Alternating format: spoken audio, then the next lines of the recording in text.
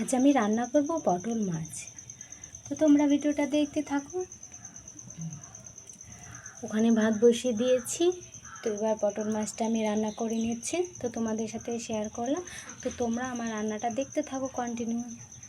তো আমি মাছগুলোকে কেটে কুটে পরিষ্কার করে নিয়েছি।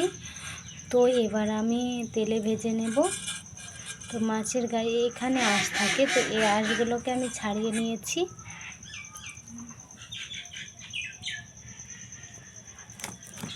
তো এবার আমি কড়া বসিয়ে দেব, মাছগুলোকে ভেজে নেব।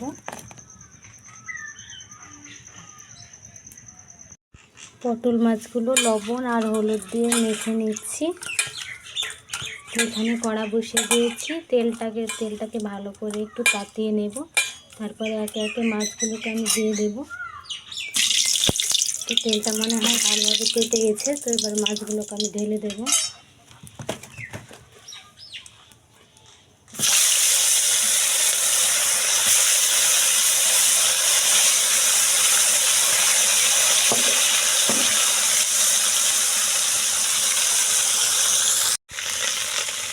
মাছগুলো সব ভাজা কমপ্লিট। তো এবার কড়াই জিরে মরিচ হলুদ এগুলো সব আমি দিয়ে দিয়েছি। এবার এটাকে ভালো করে ভেজে নেব, লাল লাল করে ভেজে নেব। তারপরে মাছগুলোকে ঢেলে দেবো। দেখো মাছগুলোকে কি একবারে লাল লাল করে ভেজেছি, কয়েকটা ভেঙেও গেছে। আমি লবণ হলুদ জিরের গুঁড়ো মরিচের গুঁড়ো এগুলো আমি সব দিয়ে দিলাম। তো এবার ভালো করে নেড়ে চেড়ে নিচ্ছি। তো এবার তেল ছেড়ে দিলেই আমি মাছগুলোকে দিয়ে দেবো।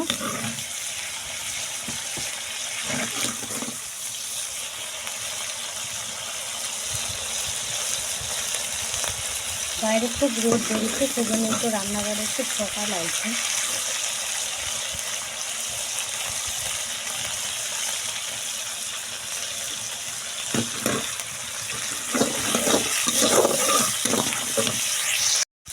দেখো মশলা থেকে গা থেকে তেল ছেড়ে দিয়েছে। তো এবার আমি ঝোলটাকে ঢেলে দিচ্ছি।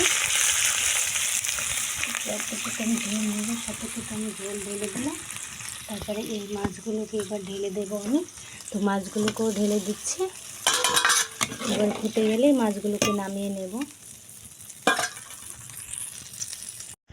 তো ঝোলটাও ফুটে গেছে, তো এবার আমি নামিয়ে নেব। জিরে গুঁড়ো দিয়ে আমি নামিয়ে নেব। তো অল্প পরিমাণে একটু জিরে গুঁড়ো দিয়ে দিলাম। তো এবার আমি তরকারিটাকে নামিয়ে নেব।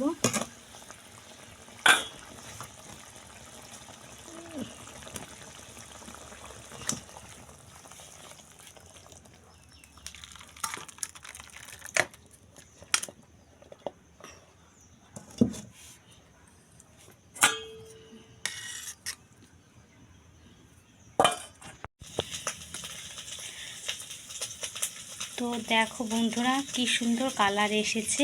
তো এইভাবেই পটল মাছ তোমরা রান্না করতে পারো, দারুণ টেস্টি হবে।